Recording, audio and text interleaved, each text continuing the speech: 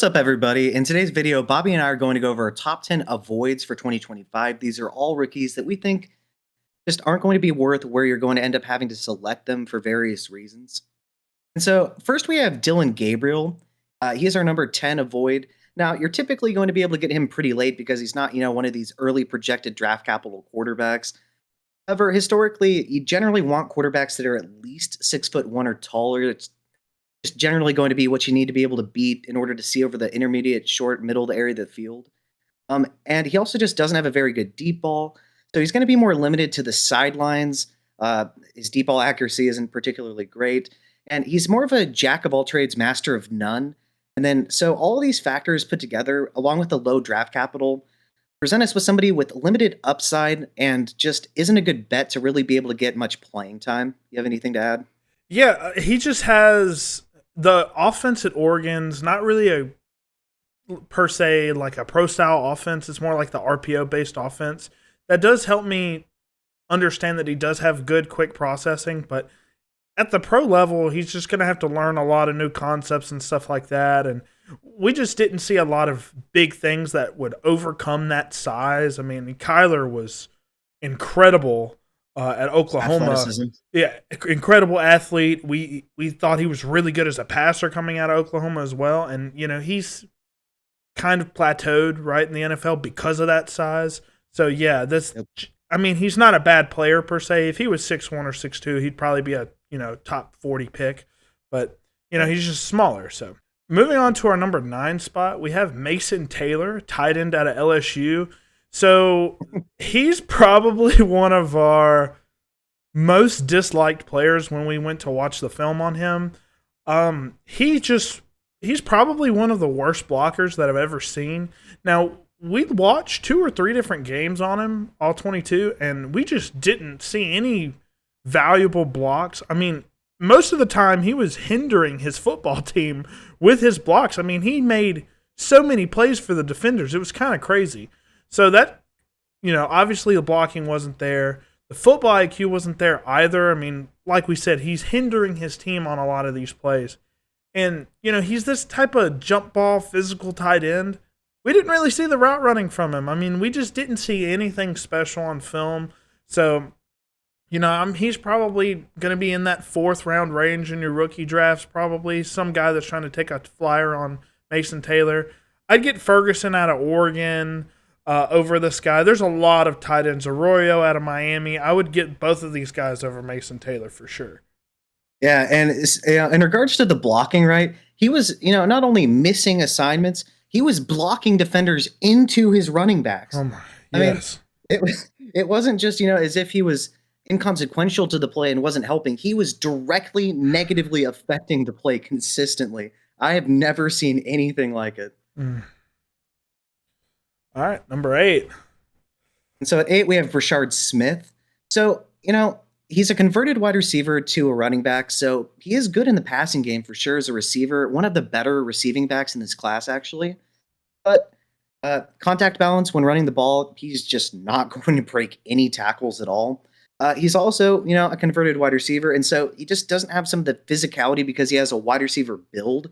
And so he's just not going to be breaking many tackles, pushing the pile forward. He does have good vision, but just with the frame and the lack of power and contact balance, it's not really going to be very good for us in fantasy. And then limited production. He was, the thing is, as a receiver, he wasn't producing anything. And so until this past season, he really didn't do anything in college. And so, yes, he did have a good season in 2024. But just all these factors put together, along with the projected reasonably low draft capital, are going to not only make it hard for him to get on the field, it's just the upside is not what some of these other guys might bring for us. Yeah, so as far as his ceiling, I mean, he's going to be a 3rd down back like Kenneth Gainwell or Justice Hill, like one of those guys that maybe gets 4 or 5 carries and might get, 5, 6 targets as far as, a game. So there is upside there as far as, him being a 3rd down back, but he is not going to be your workhorse at all. I mean, you can look at his picture here. He's not the biggest of guys, right? So there's that. And fun fact about his receiving usage, he had more receiving yards this year as a running back than he ever had as a receiver. So I thought that was kind of interesting. All right, so moving on to number 7, we have Ollie Gordon. Really, really high prospect coming out of the 2023 year. I mean, he was one of the best running backs in the country if you just looked at the raw stats, right? But there's a lot to not like about Ollie Gordon as well, is specifically his speed. Now, he could run a pretty solid 40 at the combine, maybe 4.5s, 4.6s. But when he's running on the field, he just looks so stiff, man. He looks so stiff. Like, imagine Najee Harris, but like way, way more stiff. That's the main thing that has me out on this guy. He's not really a great cutter of the football. He's, like we said, a really stiff runner.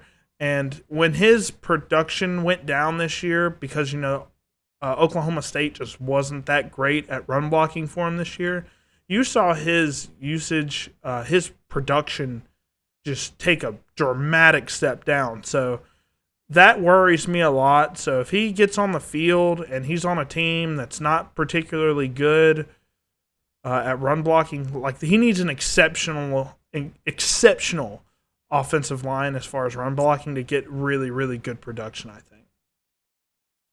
And we haven't released the prospect profile video on this guy yet, but we're going to compare him to a running back, but he's going to be the no big play version of that running back. We'll save it for the video, but we just don't think he has that long speed to really be able to break long runs in the NFL.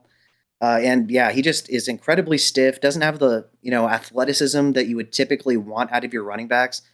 And it's just a general avoid for me because I do think he's going to produce more like an A.J. Dillon, than somebody like even Najee Harris. Yeah, for sure. All right, moving on to number 6. And so at 6, we have Jaden Higgins out of Iowa State. So first of all, he just does not have good speed. He's excessively slow, which he is, one of those bigger jump ball type receivers. However, he's more of your vertical X, but he also just doesn't have the speed. It's a profile that I typically want nothing to do with. He's going to be your boundary type of receiver. I guess you could try throwing him in the slot, but the profile of a boundary receiver is the worst out of either being boundary, versatile, or a slot only type. As far as his agility, it's lacking tremendously. He's really stiff. He's one of your typical jump ball guys. And overall, this profile, while he is talented and he's going to be drafted, I think he's more useful for an NFL team than he is for us for fantasy. Yeah, for sure. I think he's going to be in like the early to mid second rounds in a lot of these rookie drafts because I'm seeing just a bunch of people having this guy in like their top 5 wide receivers of the class. I've seen some people in the top 3. So there's a lot of hype on this guy if you watch certain channels. I just don't see it, man. I see a lot of slowness. I don't think the route running's particularly great. And like you said, the vertical X receiver types are the worst when it comes to fantasy production. So they're very frustrating assets to have. Look at somebody like a Christian Watson, who I think is a way better athlete than Jaden Higgins is. So, and if anybody owns Christian Watson, they know exactly what I'm talking about. So, yeah, for sure. I agree with you on that one 100%. All right, for our number 5 spot, we have one of my least favorite quarterbacks. Actually, correction, my least favorite quarterback in this class. It's Quinn Ewers out of Texas. I don't know if there's a quarterback that we've looked at that I have been more frustrated with than Quinn Ewers. There's just so much not to like. I don't mean to hate on the man, but it's just so much bad that we saw. The lackadaisical arm movements, just everything that he does seems so lazy to me. I don't know if that's on purpose or not. And that comes into the arm talent. We weren't really impressed with the arm talent. I know the Texas offense is not very kind to quarterbacks because they're throwing a lot of short bubble screens and stuff like that. But when he was asked to throw down the field, I mean, it was consistent bad throws and bad decisions over and over and over again. And his pocket presence wasn't that great either. I mean, he showed some promise from time to time, but mostly it was bad. The deep ball, I apologize every day to Matthew Golden and Isaiah Bond for how many deep balls he just overthrew, underthrew, etc. Just there was so much potential with those wide receivers that he just left out on the field. And his rushing upside is probably up there with Shedeur Sanders as one of the worst in the class. Even Tyler Shaw, one of those guys, he's a better athlete than Quinn Ewers is, and he played on a torn ACL this year. So, I mean, that's just, it's all avoids for me. It's all red flags for me. He would be number one on this list if he was a top 50 pick. I don't think he's going to be. I think he's going to be in that 3rd to 4th round. So, yeah, I mean, if you have anything to add on this guy, by all means, add it. So besides the lackadaisical arm talent and the release that just seems as though he's just softly throwing it, there really isn't the velocity on these deep balls. But then also another thing, besides just overthrowing or underthrowing his receivers, he throws hospital balls that could get his guys hurt and are going to make his receivers quite angry with him. But then he also has predetermined reads that he makes that leads to pick sixes.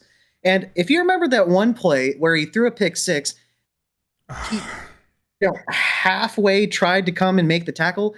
This guy was faster on his scramble than he was trying to prevent a defender from pick sixing him. Yeah. So probably just didn't want to get hurt to tank his draft stock even further, I'd imagine, but just nothing that I personally want in a quarterback.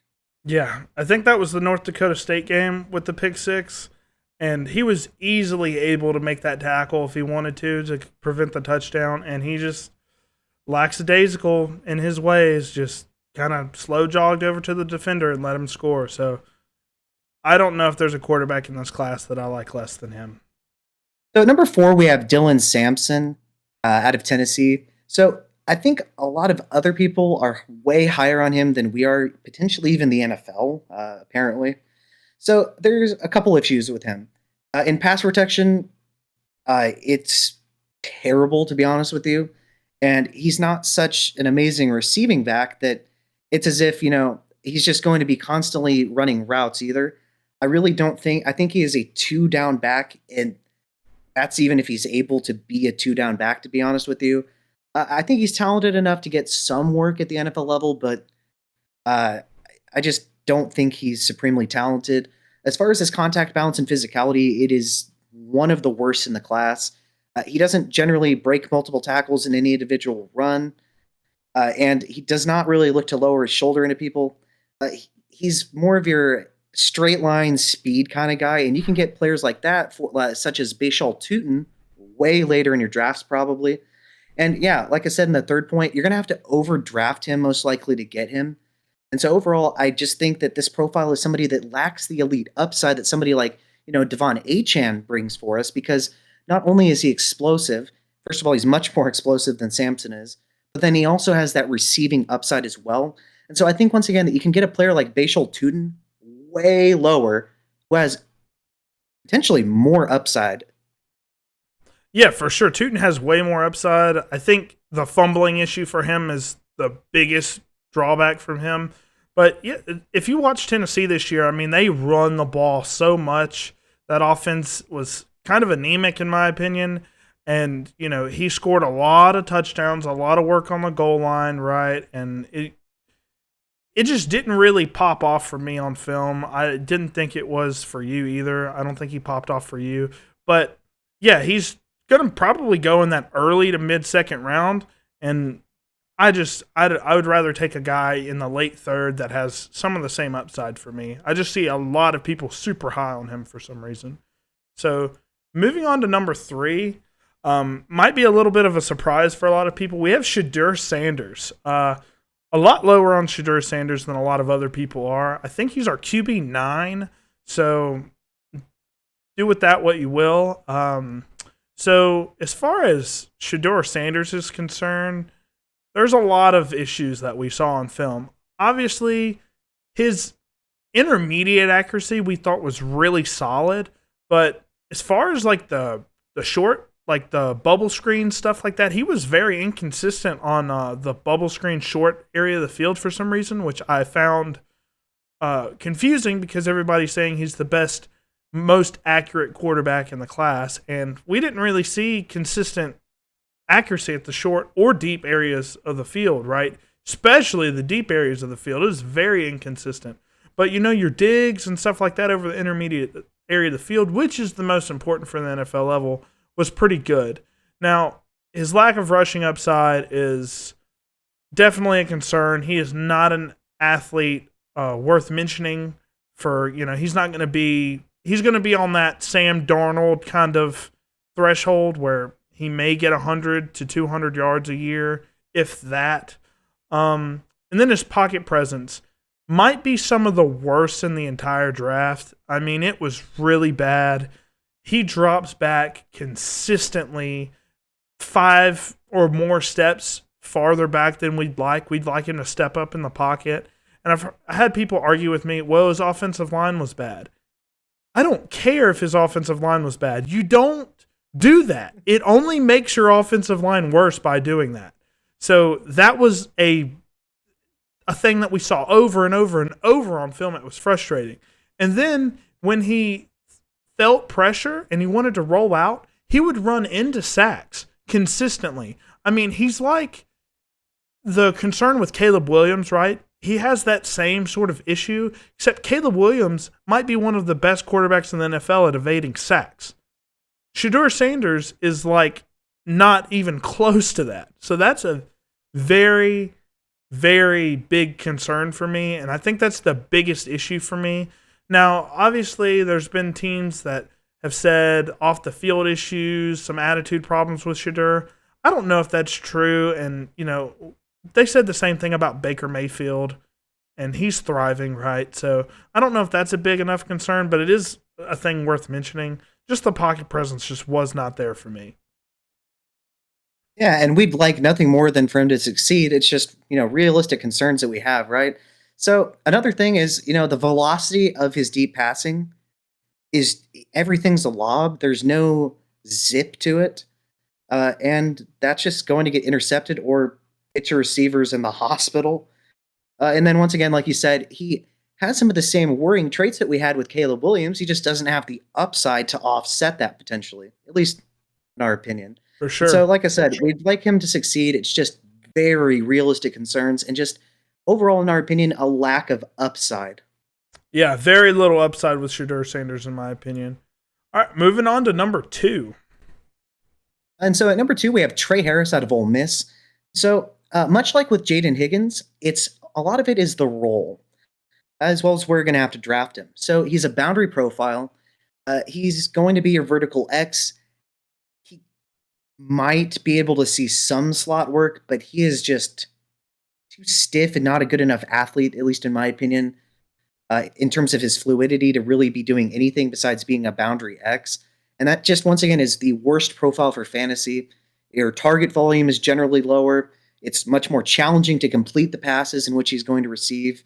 And yeah, he's going to be overdrafted. So it's not even just that, if you could get this guy, somewhere in the 3rd round potentially, that would be fine because, there is some upside theoretically. It's just this guy is probably going to be a late first potentially, maybe even a high 2nd rounder, depending on, draft spots for everybody and draft capital.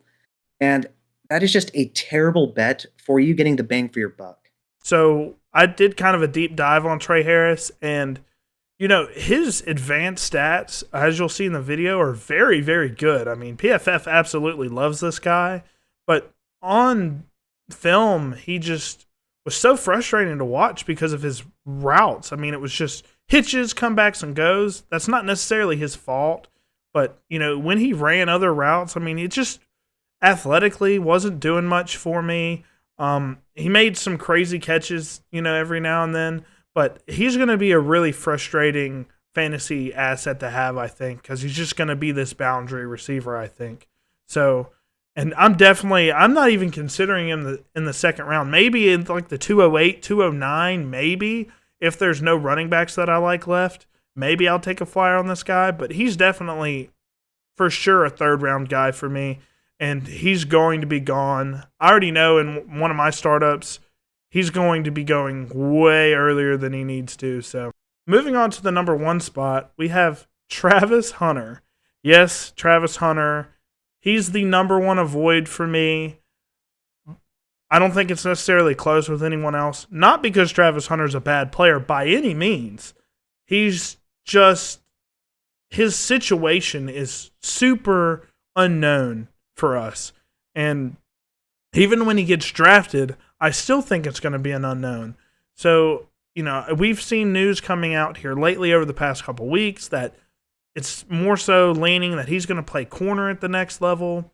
So, if that's the case, I don't want a guy that's getting 15, 20 snaps offensively every week. That's just not good enough for me. So, does he play wide receiver? My answer, probably a little bit, but not enough to where you get consistent fantasy production at all. Now, there could be I don't like him as a corner as much as I like him as a receiver, for sure. I think he gets burned a lot. His elite ball skills, I think, are better at the receiver position.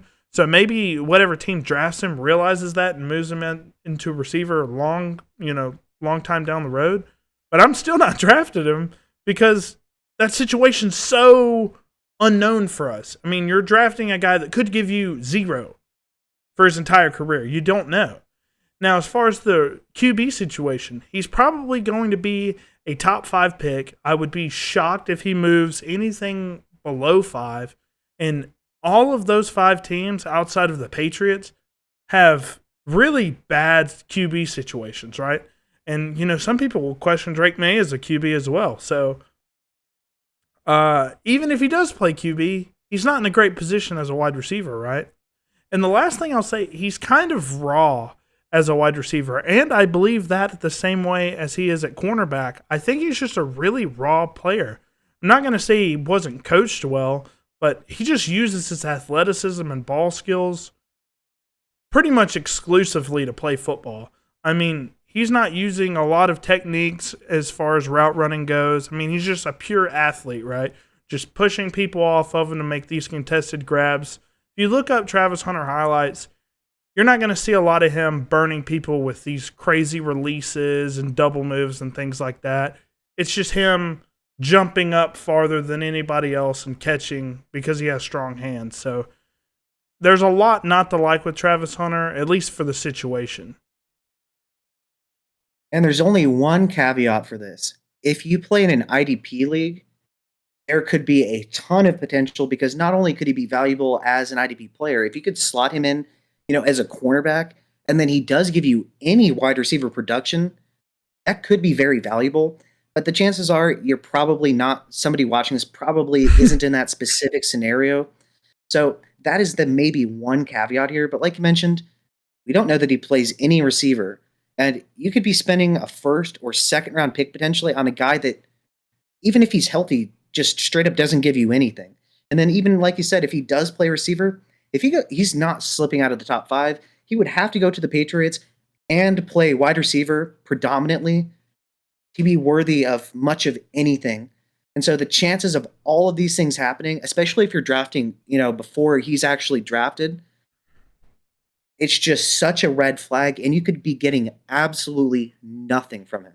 Yeah, and as far as his draft stock, as far as like rookie drafts, I mean, he could go anywhere from the mid-1st to the late 2nd. I mean, it just depends on how your league feels about him.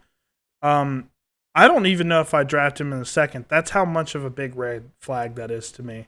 So, yeah, that was our 10 avoids for at least this year's class. How do you feel about the list in its totality? I know there's a few people left out here for sure. So I agree about the order. Once again, we think that some of the guys closer to the top are players in which you're going to have to spend higher draft capital on potentially, or people are generally going to, than some of the guys that are a little bit lower. There are some exceptions, but these guys are just ginormous red flags. And then one player, like you see on the right side of your screen, is Ja'Cory Brooks, who didn't make this list because he doesn't really have the hype that some of these other guys might have for him, and so you're probably not going to be seeing him go too high up draft boards. But he's also an avoid due to his profile. He's kind of similar to Jaden Higgins and Trey Harris in terms of the position, the vertical X position that'll play. But Higgins and Harris are much better prospects than him. Yeah, the Ja'Cory Brooks video is already out. So if you want a deeper dive on Ja'Cory Brooks, I don't know why you would, but if you do, the video's there. I'm pretty harsh on Ja'Cory Brooks because of how absolutely terrible of an athlete he is. But yeah. So yeah, I hope you guys enjoyed this content. We're going to be having more creative videos like this where we'll have some positional rankings. We'll kind of update the sleepers and the value picks and the avoids after we see the combine, and then once again, finally after we see the draft capital. We'll be going over some mock drafts very soon, probably this week and in the future. And yeah, pay attention to the future content that we're gonna have because it's going to be absolute fire. Absolutely. All right, see you guys.